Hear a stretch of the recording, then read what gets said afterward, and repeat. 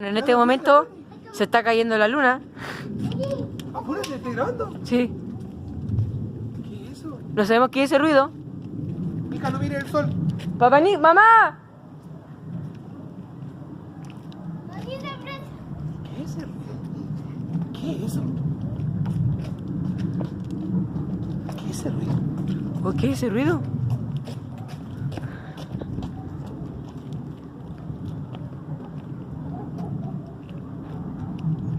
¿Qué es eso? Toma, sigue dando. Quiero ver. Ya sigue un chiquito. A ver.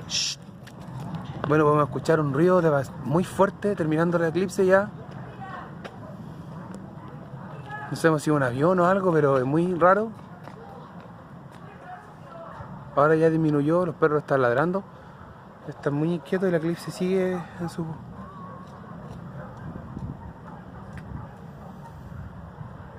su proceso.